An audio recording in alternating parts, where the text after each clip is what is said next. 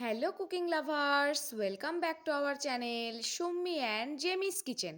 আজকে আমরা ছোটদের একটা টিফিনের জন্য খুব সুন্দর একটা রেসিপি বানিয়ে নিয়েছিলাম। তো রেসিপিটা কিভাবে বানিয়ে নিচ্ছি আপনাদের সাথে একটু শেয়ার করে নিলাম, আপনারাও দেখে নিন কিভাবে বানাচ্ছি।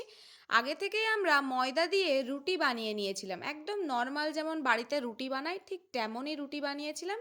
তারপরে সেই রুটিটাকে সেঁকে নিয়েছিলাম অ্যাজ ইউজুয়াল যেমন করি।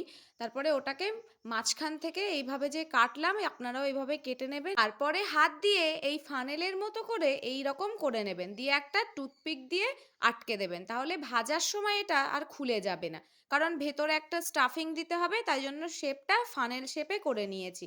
দেখুন আমরা দুটো আপনাদেরকে খুব সহজেই দেখিয়ে নিচ্ছি, একদম স্লোলি। আপনারা খুব ভালো করে দেখে এটা বানাবেন। অসাধারণ লেগেছিল কিন্তু বন্ধুরা।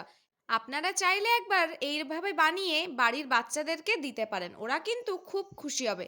জিনিসটা দেখতেও যেমন ইউনিক ছিল আর খেতেও কিন্তু একদম অসাধারণ ছিল।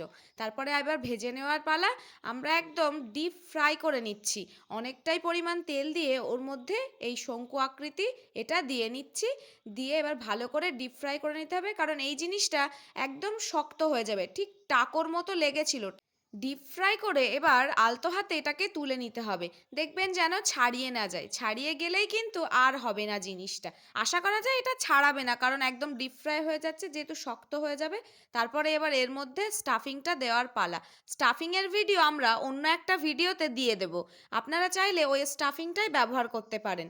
এই স্টাফিংয়ের মধ্যে অনেক কিছুই দিয়েছিলাম, অনেক ভেজিস ছিল, মেয়োনিজ ছিল, টমেটো সস ছিল, আর সুইট কর্ন ছিল, আর এই যে কোরিয়ান্ডার লিভস দিয়ে নিচ্ছি। এটা আরো বেশি সুন্দর দেখানোর জন্য আমরা একটু লাল লাল বেদানা ইউজ করেছিলাম। ভিডিওটা ভালো লাগলে অবশ্যই like, comment, share and subscribe করে দেবেন। Thank you.